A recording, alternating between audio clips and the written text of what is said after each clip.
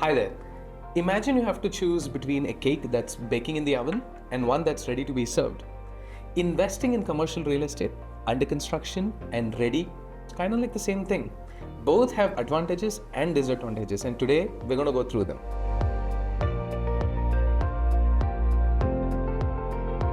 Now, the first one, let's talk about the cost. Investing in an under construction asset is probably going to be cheaper because it's usually a piece of land and the work has just begun or it's halfway through.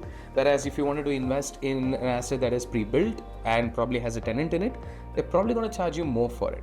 So cheaper, more expensive. Now, talking about rents. Obviously, the asset that is still under construction is probably not going to make rents until it is completed, leased out, and all the legal diligences have been cleared. Whereas the pre-built, pre-lease asset is going to give you rents from day one. So if you are an investor who cares about the monthly returns more than the long-term value that this is going to bring, you probably want to go with the pre-leased asset.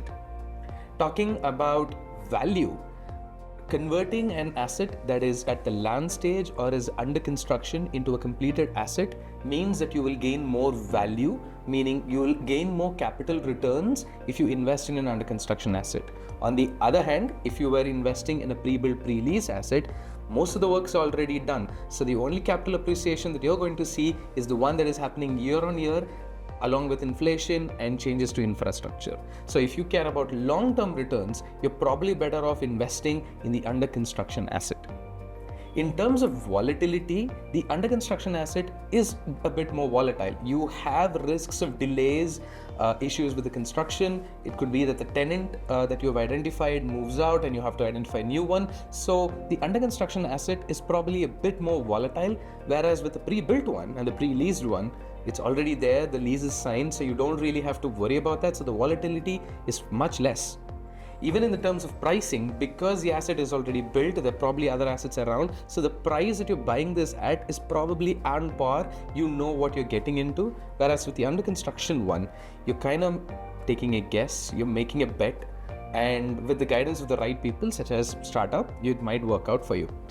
Finally, looking at the long-term return potential, the under construction asset will probably give you a greater IRR simply because you're taking greater risk and you're entering at a much earlier stage, whereas the pre-leased and pre-built asset might give you a slightly lower IRR, but it is a more guaranteed return, as much as guarantees can be done in real estate.